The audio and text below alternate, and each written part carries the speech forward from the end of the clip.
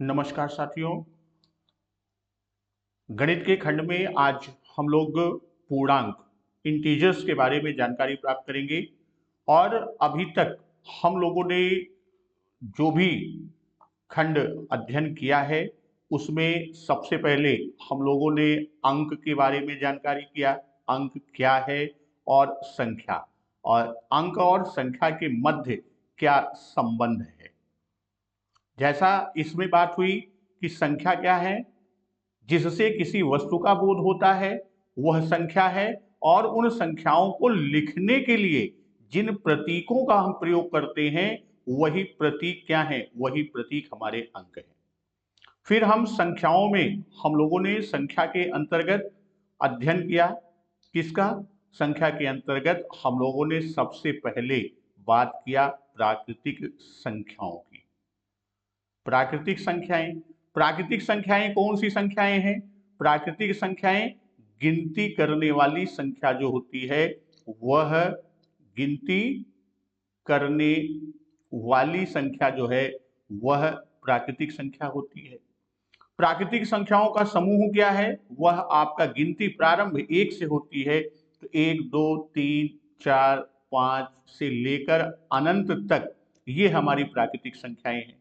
और इन्हीं प्राकृतिक संख्याओं का जो ये हमारा समूह है, किसमें? जो हमारी प्राकृतिक संख्याएं हैं इनके समूह में हम शून्य को भी जोड़ लेते हैं, तो उससे जो संख्या का समूह हमें प्राप्त होता है वह संख्या का समूह क्या कहलाता है?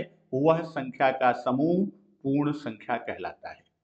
तो हम लोग अभी तक अंक, संख्या, प्राकृतिक संख्या और पूर्ण संख्या के बारे में जानकारी किए। अब हम बात करने चल रहे हैं किसकी? आज का खंड है पूर्णांक।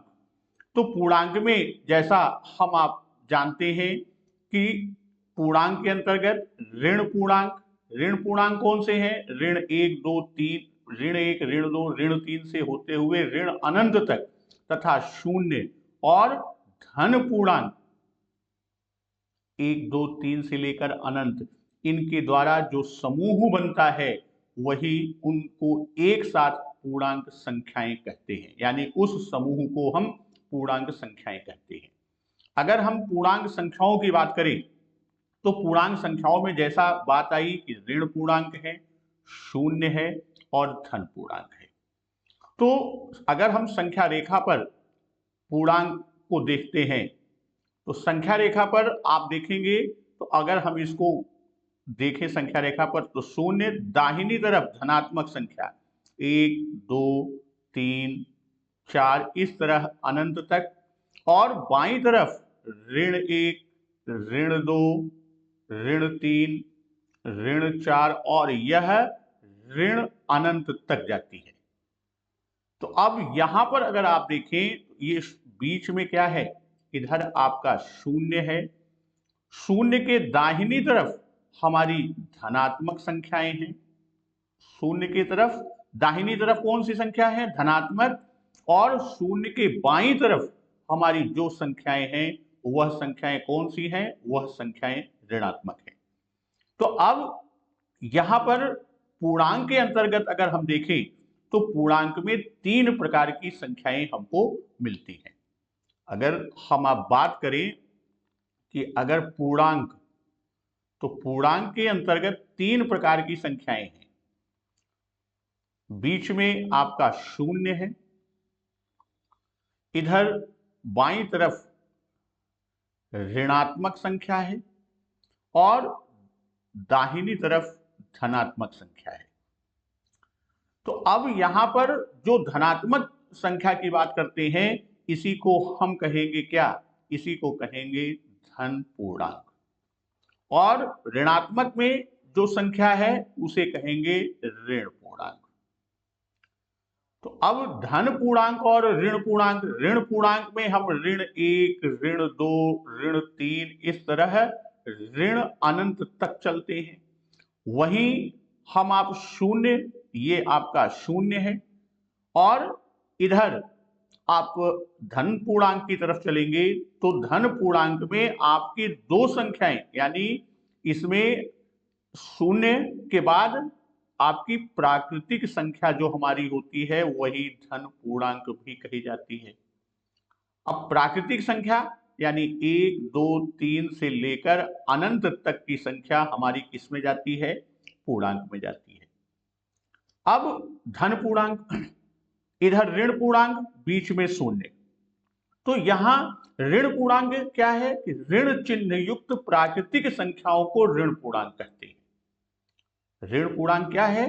ऋण चिन्ह युक्त, ऋण चिन्ह युक्त प्राकृतिक संख्याओं को या प्राकृत संख्याओं को हम क्या कहते हैं? इन संख्याओं को हम ऋण पूर्णांक कहते हैं, को ऋण पूर्णांक कहते हैं। और प्राकृतिक संख्याओं को धन पूर्णांक भी कहा जाता है। अब यहां ऋण पूर्णांक, धन पूर्णांक और शून्य, तो हम सबसे पहले बात किसकी लेके चलते हैं? हम बात करते हैं शून्य की। तो शून्य की कुछ विशेषताएं अपनी होती हैं। यहां सबसे पहले बात करते हैं किसकी? शून्य।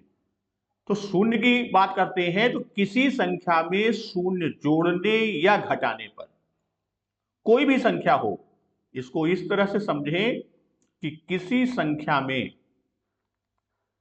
संख्या में शून्य को जोड़ने या घटाने पर, शून्य को जोड़ने या घटाने पर, शून्य को जोड़ने या घटाने पर संख्या के मान में कोई प्रभाव नहीं पड़ता।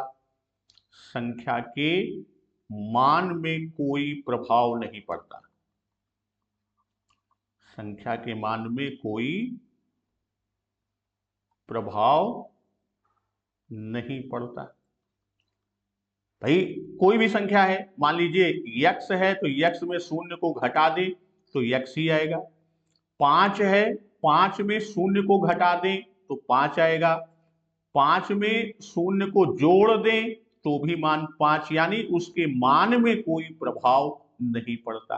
किंतु यदि यहीं पर दूसरी विशेषता शून्य की क्या है कि शून्य से किसी भी संख्या में गुणा करने पर, शून्य से किसी भी संख्या में गुणा करने पर, शून्य से किसी भी संख्या में गुणा करने पर, शून्य से किसी भी संख्या में गुणा करने पर गुणनफल हमेशा शून्य होगा। गुणनफल हमेशा शून्य होगा। अब वह संख्या छोटी हो, बड़ी हो, बड़ी से बड़ी संख्या हो, उसका गुणनफल हमेशा शून्य होगा। अब यहां हम इस तरह से समझे, मान लीजिए कोई संख्या, ये हमने इतनी बड़ी संख्या लिया और आगे शून्य कर दिया, तो इसका गुणनफल कितना हो जाएगा? इसका गुणनफल शून्य हो जाएगा। तो शून्य में या शून्य से किसी संख्या में गुणा करते हैं तो गुणनफल हमेशा शून्य होगा। और शून्य को किसी संख्या के अगर बाएं, मान लीजिए कोई संख्या है, कोई एक संख्या, मान लीजिए हमने 715 लिया। अब यहां दो स्थिति बनती है, इसमें 715 में दो स्थिति आपकी बनेगी। एक तो ये कि शून्य को किसी संख्या के बारे में, ये शून्य है, अब इसी शून्य को हमें रखना है किसी संख्या के बाएं, अगर मान लीजिए यहां पर भी 715 और यहां पर भी 715। अब यहां पर हम ये देखते हैं कि शून्य को किसी संख्या के बाईं तरफ हम लिख दें और दूसरी तरफ शून्य को किसी संख्या के दाईं तरफ लिख दें, तो इनके मान में क्या प्रभाव पड़ा? इन दोनों के मान में बाईं तरफ लिखने पर मान में इसके कोई प्रभाव नहीं, किंतु दाहिनी तरफ जब हमने शून्य लिखा संख्या की, तो संख्या का मान क्या हुआ? संख्या का मान 10 गुना बढ़ गया। संख्या का मान कितना हो गया? 10 गुना बढ़ गया। तो यहां यह चीज जाने कि शून्य को किसी संख्या के बाएं लिखने पर, इस तरह से शून्य को किसी संख्या के, शून्य को किसी संख्या के बाएं लिखने पर, शून्य को किसी संख्या के बाएं लिखने पर संख्या का मान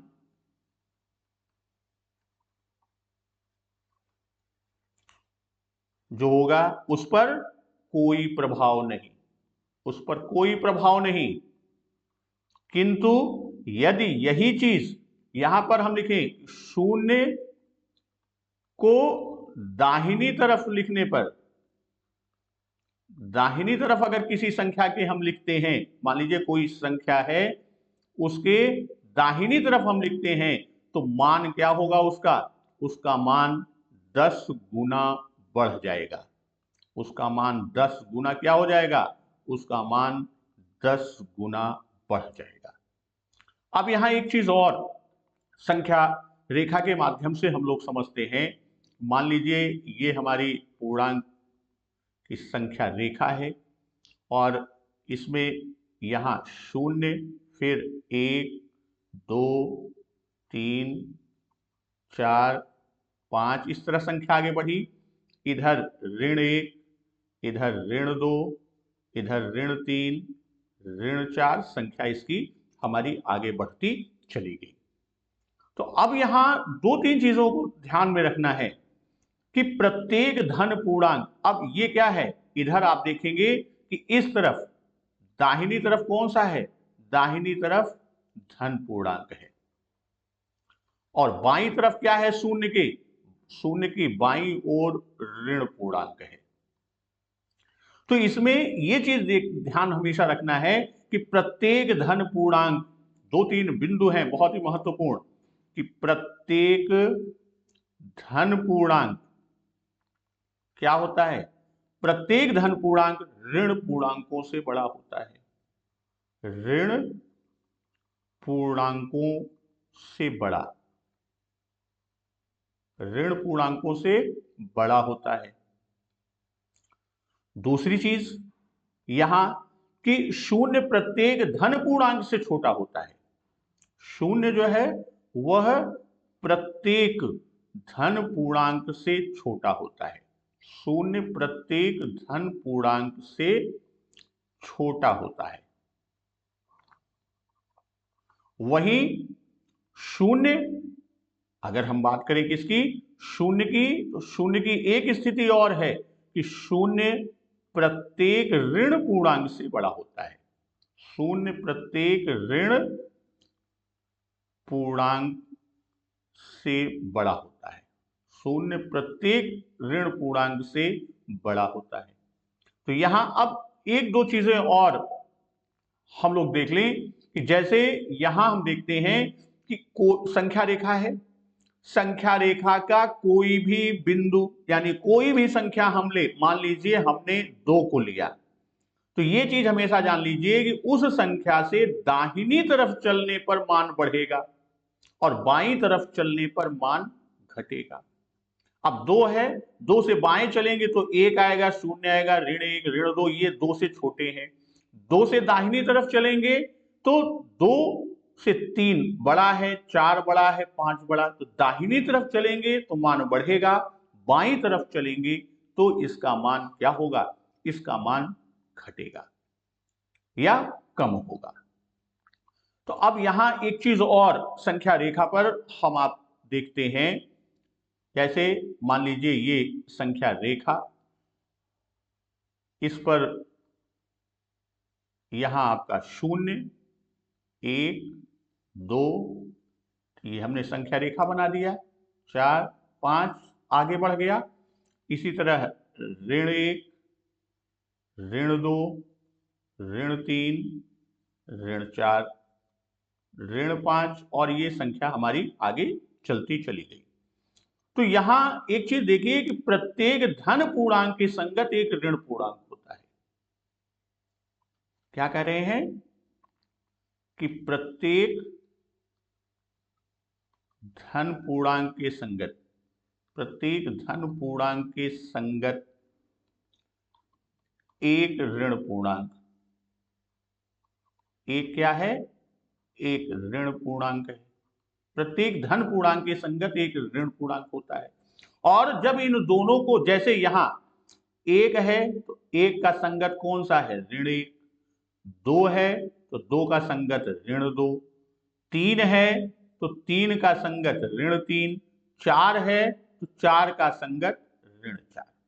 अब यहां एक चीज ध्यान दीजिए, अगर इन दोनों को जोड़ दिया जाए, यानी जो दो संगत धन पूर्णांक के संगत ऋण पूर्णांक है, इन दोनों को जोड़ दिया जाए तो दोनों संगत पूर्णांकों का योगफल हमेशा शून्य होगा। तो दोनों संगत पूर्णांकों को परस्पर एक दूसरे का योगात्मक प्रतिलोम कहते हैं। दोनों संगत पूर्णांकों को एक दूसरे का योगात्मक प्रतिलोम कहते हैं। तो यहां अगर हम ये कहें कि एक का योगात्मक प्रतिलोम क्या होगा, एक का योगात्मक प्रतिलोम, एक का योगात्मक प्रतिलोम आपका होगा ऋण एक। वहीं ऋण एक का योगात्मक प्रतिलोम कहें, ऋण एक का योगात्मक प्रतिलोम, तो ऋण एक का योगात्मक प्रतिलोम कितना होगा, धन एक। उसी तरह ऋण चार का योगात्मक प्रतिलोम क्या होगा, ऋण चार का योगात्मक प्रतिलोम चार होगा, पांच का योगात्मक प्रतिलोम ऋण पांच होगा।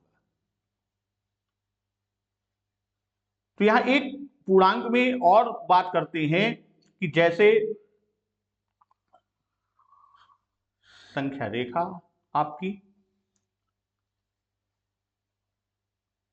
0 1 2 3 4 5 संख्या आगे बढ़ी, इधर बाईं तरफ ऋण एक, ऋण दो, ऋण तीन, ऋण चार, ऋण पांच संख्या आगे बाईं तरफ बढ़ती चली गई। तो यहां आप देखिए कि शून्य हमारा यहीं से हम करते हैं, अगर शून्य से हम चार की ओर चले,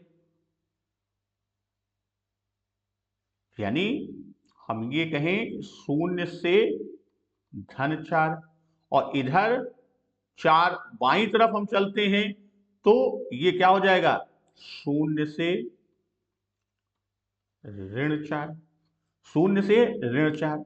अब यहां पर ये देखा जाए कि धन चार शून्य से कितनी दूरी पर है, दोनों की स्थिति हम देखते हैं कि धन चार शून्य से कितनी दूरी पर है, कितनी दूरी पर, और ऋण चार शून्य से कितनी दूरी पर। भाई अगर हम ये कहें कि दाईं तरफ चार तक चले तो कितने कदम चले, बाईं तरफ चले तो कितने चले। अब फिर यहां एक बात आती है कि इनके बीच इनकी दूरियों में कोई संबंध है अथवा नहीं, कि इनकी दूरियों में कोई संबंध है या नहीं, इनकी दूरियों में क्या संबंध। अब यहां बात आती है कि इनकी दूरियों में क्या संबंध है। तो दोनों दूरी की अगर हम बात करें, यहां से अगर ये कहें कि यहां शून्य से चार ऋण चार तक आया तो इसका परिमाण कितना हुआ, इसका परिमाण चार हुआ, धन और ऋण का कोई मतलब नहीं। और शून्य से चार पर हम गए कि कितनी दूरी चले तो उसका भी परिमाण कितना हुआ, इसका भी परिमाण चार हुआ। तो इस तरह धन चार और ऋण चार का जो निरपेक्ष मान या परिमाण कहेंगे वह धनात्मक ही होगा। तो इस तरह किसी भी संख्या का, अगर मान लीजिए ये संख्या है और उसका संख्या का निरपेक्ष मान, इसी को हम क्या कहते हैं, निरपेक्ष मान। तो निरपेक्ष मान के लिए संख्या धन या ऋण, कोई भी संख्या धन या ऋण, और निरपेक्ष मान के लिए हम दोनों तरफ खड़ी पाई खींचते हैं, तो उसका जब बाहर हम निकालते हैं, निरपेक्ष मान ज्ञात करते हैं, तो वह हमेशा संख्या का धनात्मक मान होगा। इसको इस तरह से समझे कि अगर कोई ये कह दे कि ऋण 15 का निरपेक्ष मान, ऋण 15 का निरपेक्ष मान क्या होगा, तो ऋण 15 का निरपेक्ष मान मतलब ऋण 15, इसको इस तरह से प्रदर्शित करेंगे और बराबर 15। तो निरपेक्ष मान के लिए उससे उसकी परिमाण कितना है, उस जीरो से उसके परिमाण कितना है, तो वह धन या ऋण का मतलब नहीं, वो हमेशा धनात्मक ही होगा। दोस्तों आज यहीं तक, और फिर हम लोग अगले वीडियो में अगले खंड के साथ मिलते हैं। तब तक नमस्कार, वंदे मातरम।